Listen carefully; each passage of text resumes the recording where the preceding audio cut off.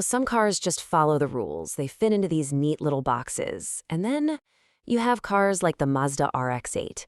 This was a car that didn't just bend the rules of what a sports car could be, it pretty much tore up the rule book and started over. So let's dive into what made this car so incredibly unique. So check this out. This was the actual mission statement from Mazda's own engineers. A new four-door sports for four adults. I mean, that sounds kind of crazy, right? A sports car with four doors for four actual grown-ups. That sounds like a recipe for a massive compromise. But for Mazda, that wasn't the compromise, it was the whole point.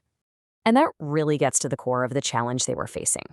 See, the car before the RX-8 was the legendary RX-7, a pure, no-compromises, two-seater beast.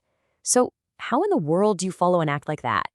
How do you build a successor that keeps that sports car soul, but also adds a real dose of practicality?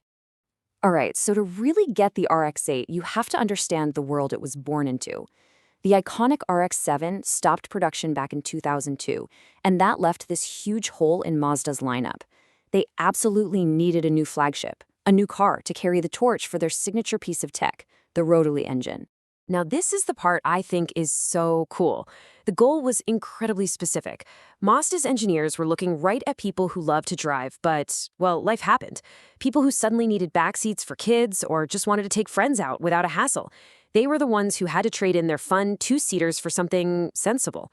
The RX-8 was meant to be the car that said, hey, you don't have to give up the fun. So what was Mazda's big, radical idea? Well, it was something that really shouldn't have worked on paper. A real deal, four-door, four-seat sports car that didn't drive or look like some boring sedan. It was this wild concept that tried to give you the best of both worlds, without watering anything down. And that leads to the million-dollar question, doesn't it? I mean, you can't just slap a pair of regular back doors on a sports car. That would make it longer, heavier, and completely ruin that sleek, sporty shape.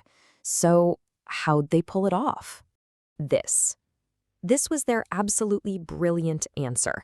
The freestyle door. The front doors open like normal, but the back doors, they're hinged at the rear. You might have heard them called suicide doors. So with no big pillar in the middle, you open both doors and bam, you get this massive, wide-open space. Getting into the back was suddenly super easy. Okay, but hold on. The moment you say you're taking out the central B pillar, any car engineer is gonna start sweating. That pillar is absolutely critical for the car's strength, for good handling, and, for not getting crushed in a side impact. So how on earth did Mazda solve this huge safety and structural puzzle? And the solution was just pure genius. First, they ran this huge, strong frame right down the middle of the car's floor, which made it way stiffer. Then, and this is the clever part, they built a super strong steel beam into the rear door itself. So when you close that door, this built-in pillar locks solid with the car's body. The result?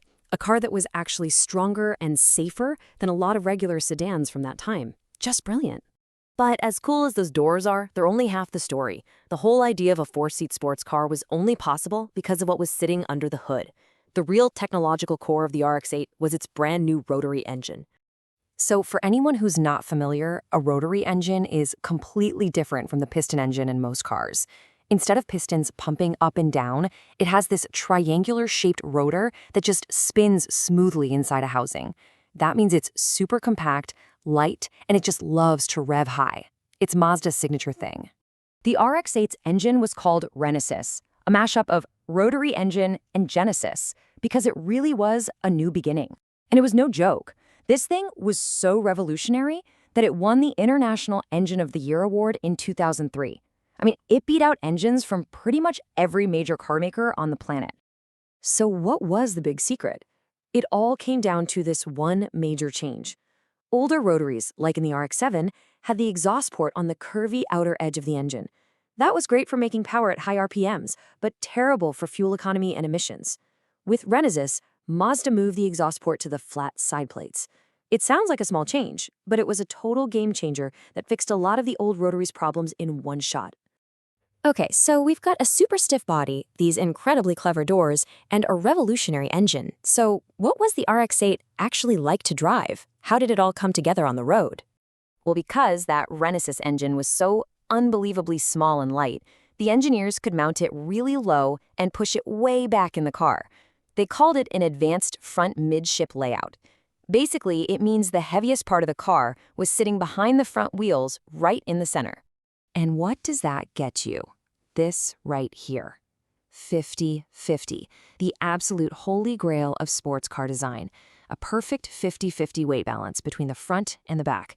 Just like the legendary RX-7, this perfect balance gave the RX-8 this incredible agility. It felt like the car was just rotating right around you. Owning one of these was a totally unique experience too. That engine would just scream its way up to a 9,000 RPM redline, making a sound you won't hear anywhere else. But yeah, it had its, let's call them quirks. Rotaries naturally use a tiny bit of oil, so you had to keep an eye on the dipstick. And if you shut it off cold, you could flood the engine, and you had to do this special procedure to clear it out. But you know what? Owners didn't see them as flaws. It was all just part of the car's character. Now, the RX-8 didn't just stay the same for its whole life. Over its 9-year run, it actually evolved quite a bit, getting a pretty major update and eventually a really special final edition to say goodbye. So in 2008, the car got a big facelift. The styling got a bit more aggressive with new bumpers and fancy LED taillights. But the important stuff was under the skin. They actually made the body even stiffer, tweaked the suspension, and made some key improvements to the engine to make it more reliable and give it a bit more punch. Then, as the end of the line was approaching, Mazda did something really special for the fans. They created a final edition called the Spirit R. This was basically the ultimate version of the RX-8 with all the best performance parts and some exclusive touches. It was an instant collector's item, a final love letter to the car. So, there's the journey in a nutshell. It launched in 2003 and just blew everyone away.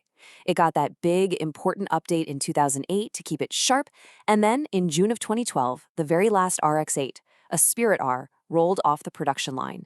It really was the end of an era. So why are we still talking about this car, more than a decade after the last one was built? What is it about the RX-8 that gives it such a lasting legacy?